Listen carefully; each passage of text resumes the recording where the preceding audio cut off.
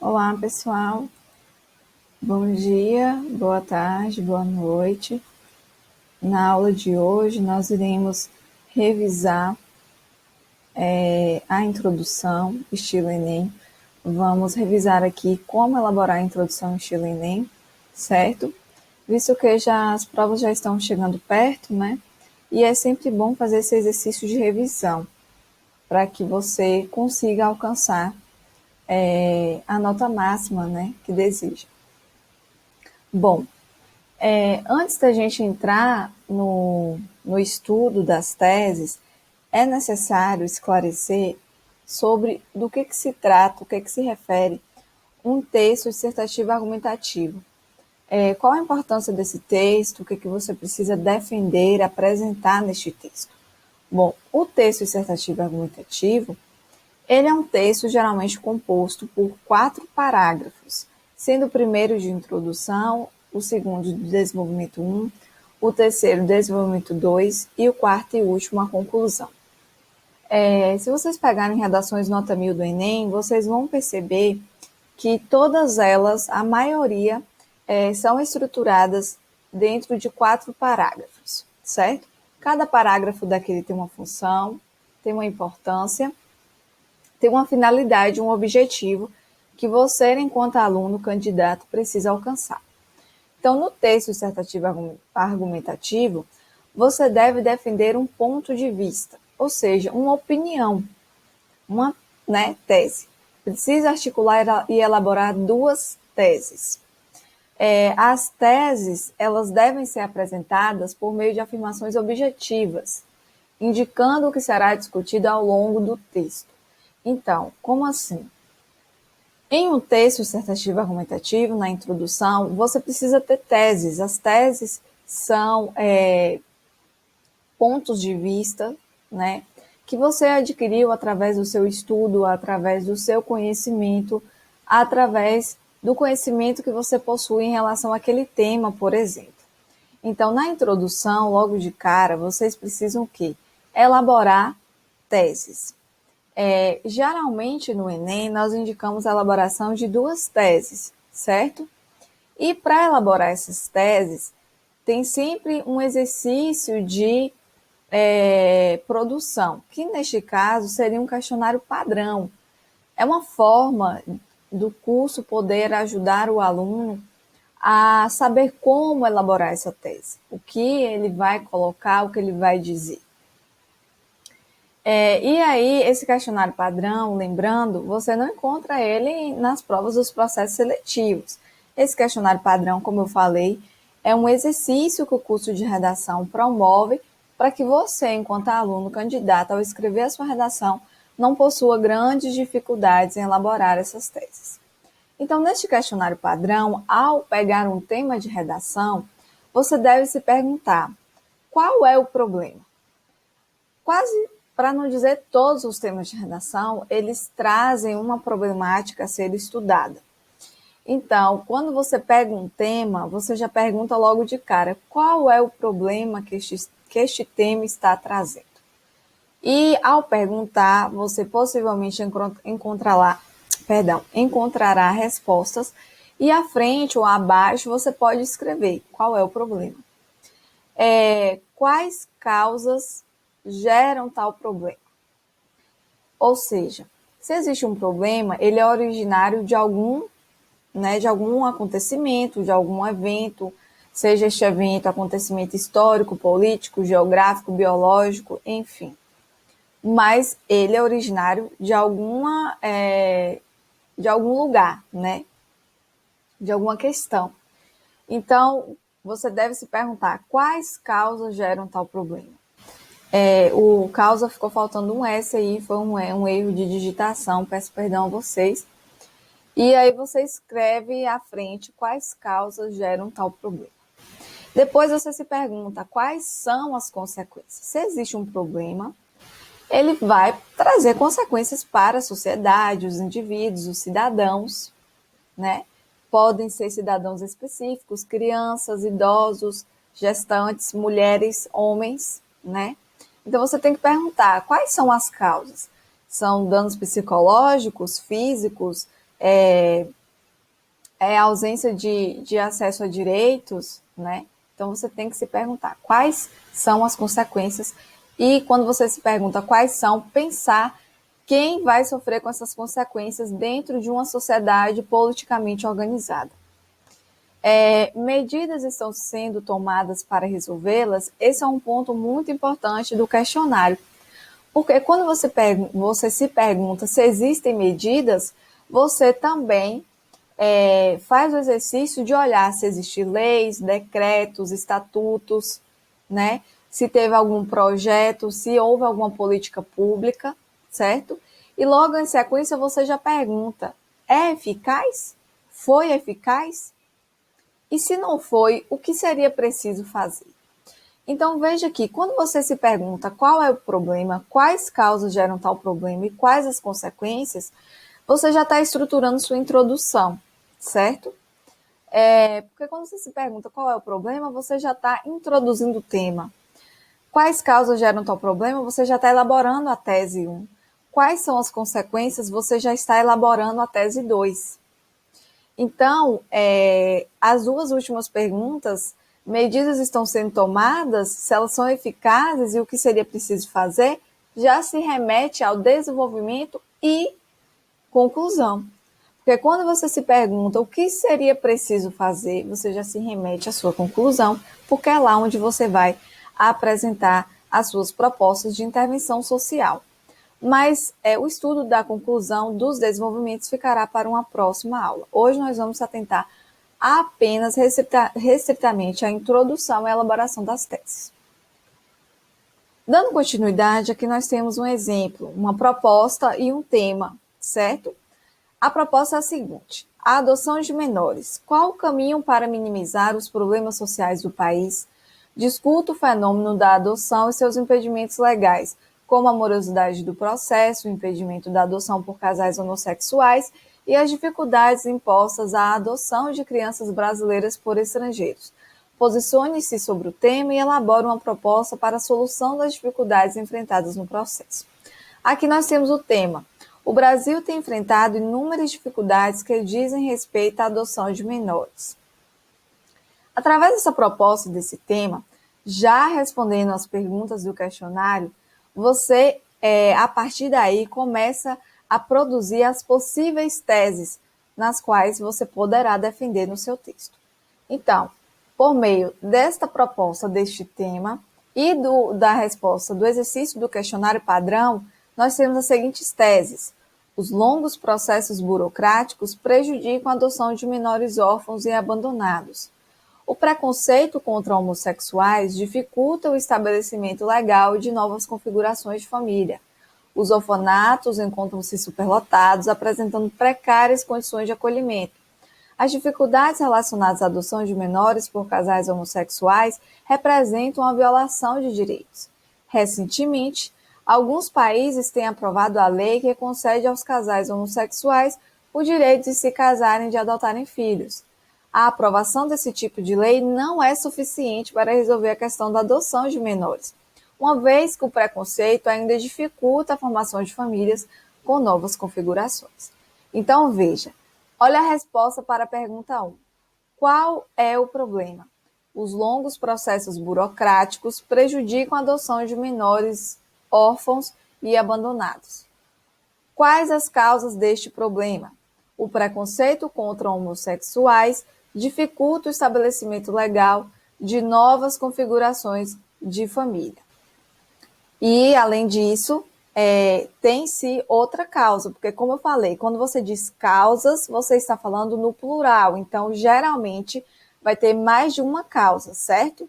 Ou pode também não ter, enfim.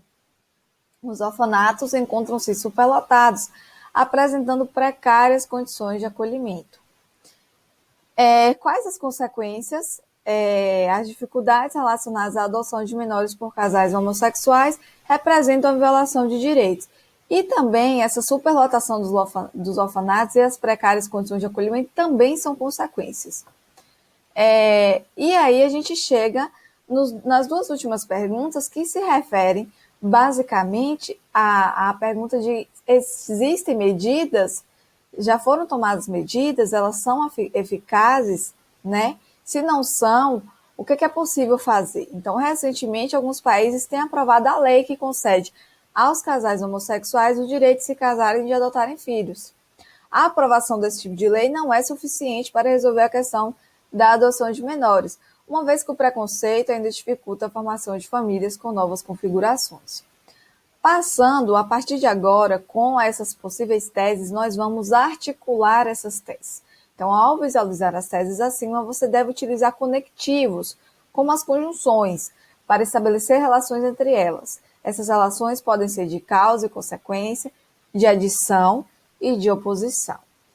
Então, os conectivos nós também vamos estudar depois, ou melhor, revisar, porque nós já estudamos, melhor dizendo. Mas os conectivos, eles são elementos de ligações e são imprescindíveis, porque eles estão lá na competência 4 do Enem, conhecido como mecanismos de ligação. Então, você precisa conhecer do conectivo, precisa saber qual conectivo correto utilizar em determinada frase, oração, argumentação. Então, após olhar as teses e utilizar os conectivos corretamente, nós podemos ter introduções de causa e consequência, ou seja, você tem uma causa e aliado a ela tem consequências. Podemos ter introduções de adição, além desse problema, temos somado a ele outro, além dessa consequência, temos somado a ela outra. E de oposição, ou seja, pontos positivos, no entanto, ainda existem pontos negativos. Por exemplo, existe a lei que permite aos casais homossexuais adotarem crianças órfãos, né? Essa lei ela é um ponto positivo, é um avanço na legislação. Porém, ainda lidamos com a questão da adoção, da superlotação dos orfanatos, certo? Então, nós temos um ponto positivo, que é o surgimento da lei, mas ainda temos um ponto negativo, que é a persistência da burocratização e de crianças nos orfanatos. Vamos primeiro ver de causa e consequência. Aqui é um exemplo de introdução. O Brasil tem enfrentado inúmeras dificuldades que dizem respeito à adoção de menores. Veja que nessa primeira frase você apresenta o tema. Qual é o tema? Adoção de menores. Dificuldades enfrentadas pelo Brasil a respeito da adoção de menores. Essa primeira frase, gente, pode ser uma frase clichê, no sentido de que você grava, decora, guarda para você e sempre quando for produzir a redação, você utiliza ela só mudando o final em relação ao tema. Mais à frente a gente vai ver isso. Partindo dessa égide, veja, partindo dessa égide é um conectivo de ligação. É possível perceber que os longos processos burocráticos prejudicam a adoção de menores órfãos e abandonados. Ou seja, essa parte que está em negrito é uma das causas do problema. Qual seria essa causa? Os longos processos burocráticos. A burocratização, a demora em si do Poder Judiciário, todo o processo de adoção, ele, por ser demorado, prejudica a adoção de menores e órfãos. Então, neste caso, nós já temos a causa e já temos a primeira tese, certo? Em consequência disso, preste atenção, outro conectivo, neste caso, um conectivo de causa e consequência. Nós temos uma tabela de conectivo, onde lá encontramos todos os conectivos classificados por tabela, né? Causa, consequência, adição, oposição, conclusão, finalidade, enfim. Então, em consequência disso, é o conectivo de ligação. Os orfanatos encontram-se superlotados, apresentando precárias condições de acolhimento. Veja que o que está sublinhado é uma consequência dessa causa em relação aos longos processos burocráticos para que se consiga a adoção.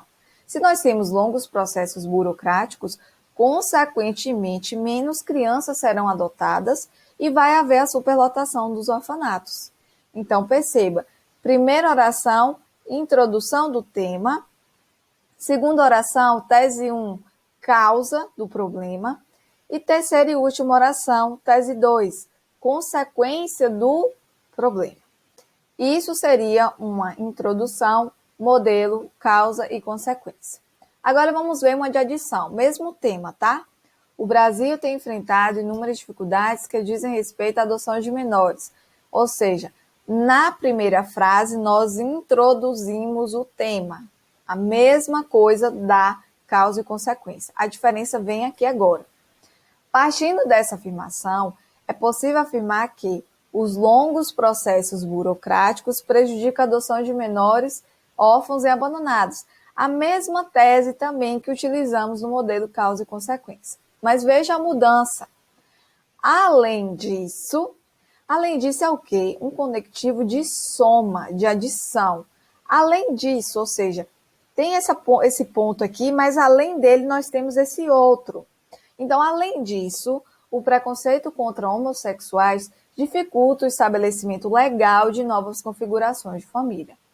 Além deste problema da burocratização, nós também temos o preconceito contra a adoção por casais homossexuais.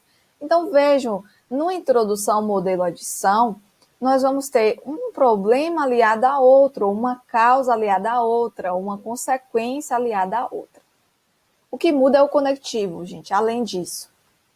Você pode utilizar também na adição, né? Acrescido a isso, somado a isso, ademais, outro sim, certo? Todos esses são sinônimos de conectivo de adição. Então, você precisa conhecer os conectivos. Não é à toa, como eu falei, eles estão na competência 4 do Enem. E agora o último modelo, que é o de oposição. O Brasil tem enfrentado inúmeras dificuldades que dizem respeito à adoção de menores. Então, vejam, introduzimos o tema. Partindo dessa inquietação, perceba o conectivo. Partindo dessa inquietação, é fundamental dizer que, recentemente, alguns países têm aprovado a lei que concede aos casais homossexuais o direito de se casarem, de adotarem filhos. Olha, um ponto positivo. Né? Existe uma lei que alguns países têm adotado e tem dado aos casais homossexuais o direito de se casarem e adotarem filhos. Ponto positivo. No entanto, veja o conectivo de oposição. A aprovação desse tipo de lei não é suficiente para resolver a questão da adoção de menores, uma vez que o preconceito ainda dificulta a formação de famílias com novas configurações. Então, perceba, o que muda na de oposição? O que muda aqui? Nós vamos abordar aspectos positivos, no entanto, existem aspectos ainda negativos, e por isso que o problema ainda persiste, por isso que ele ainda precisa ser resolvido na sociedade. No entanto, também pode ser substituído por contudo, entretanto, todavia, são sinônimos de conectivos de oposição. E aqui, para finalizar, nós temos o modelo de introdução nota 1000 do Enem, que eu já compartilhei com vocês, mas vou voltar aqui novamente. Estes modelos aqui foram retirados de redações nota 1000 do Enem. Modelos de introdução, que é como eu falei, não é bem um Ctrl+C, um Ctrl+V, já sendo também de certa forma, mas que te ajuda a começar a introdução. Muitas pessoas têm problemas, dificuldades, travam no início, não conseguem organizar os pensamentos, as ideias, né? Então, quando a gente tem um modelo e nós treinamos ao longo do ano este modelo, quando a gente chega na prova, nós temos um pouco mais de facilidade. O primeiro modelo foi esse que eu estava utilizando nos exemplos mencionados anteriormente. O Brasil tem enfrentado inúmeras dificuldades que dizem respeito a... Após o A, você apresenta o tema, né? A violência doméstica, a violência contra a mulher, né? A democratização do acesso à saúde. Partindo dessa égide conectivo, é possível perceber que tese 1, que é a tese de causa, e em consequência disso, olha o conectivo novamente, tese 2, que é a tese de consequência. Então, percebam, esses modelos eles precisam ser decorados por vocês e substituídos apenas onde está em negrito, a depender do tema que você está escrevendo. E temos outros modelos mais complexos que envolvem citações, por exemplo. Karl Marx, pensador alemão, acredita que os indivíduos devem ser analisados de acordo com o contexto de suas situações sociais, já que produzem suas existências em grupo. Nessa lógica, torna-se pontual compreender a questão do tema, você apresenta o tema, A partir disso, faz-se relevante entender que tese causa, você apresenta a causa. Então, percebam, este modelo ele é mais extenso, o aluno precisa decorar mais palavras, certo? Mas nada é impossível e, como eu falei, com treinamento ao longo do ano, vocês podem sim melhorar.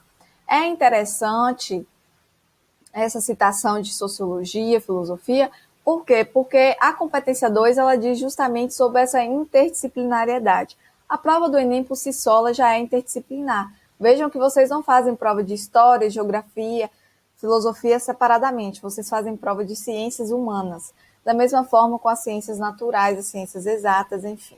Então, por isso que é interessante sempre em sua redação você utilizar citações, né, seja de livros, de filmes, de obras literárias, seja de filosofia, de sociologia, de músicas, por exemplo. E a própria Constituição Federal, né, que é a nossa Carta Magna, digamos assim. Nesse exemplo aqui nós temos a Constituição Federal de 1988, norma de maior hierarquia do sistema jurídico brasileiro, garante o acesso ao... Aí você diz o tema, por exemplo, o acesso à educação. No entanto, a população se mostra distante da realidade prometida pela norma constitucional. Haja vista tese, e aí você fala, né? Haja vista que a democratização do ensino à distância não leva ao acesso a todos, não é efetiva a todos os cidadãos, por exemplo.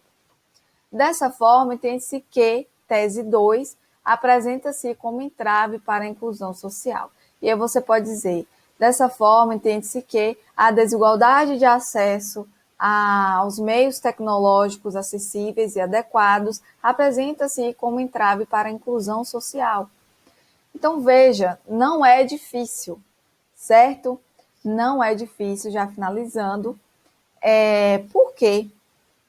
Porque a gente precisa ter prática ao longo do ano. Nós precisamos, né, como eu falei, o questionário, você pode achar ele longo, cansativo, mas ele te ajuda a organizar as suas ideias. Quando você responde o questionário, você consegue elaborar suas teses. E é imprescindível você saber o tipo de introdução que você quer construir. É introdução de causa e consequência? É de adição? É de oposição? Por que isso? Porque você precisa entender qual o conectivo que você vai utilizar para ligar as suas teses, as suas orações. E os modelos de introdução nota 1000 do Enem, eles caem como uma salvaguarda, digamos assim, para quem encontra dificuldades em iniciar a introdução, iniciar o texto. Mas claro que eles precisam ser decorados pelo aluno e eles precisam ser treinados ao longo do ano, porque ele é um exercício de fixação, né? Não tem como você decorar isso tudo da noite para o dia, você precisa estar exercitando, certo? Então é isso, pessoal. Na próxima semana nós vamos estudar como elaborar os parágrafos de desenvolvimento. Nós vamos revisar, melhor dizendo, porque nós já estudamos tudo isso ao longo do ano e agora no final estamos revisando. Muito obrigada. Até a próxima semana. Tchau, tchau.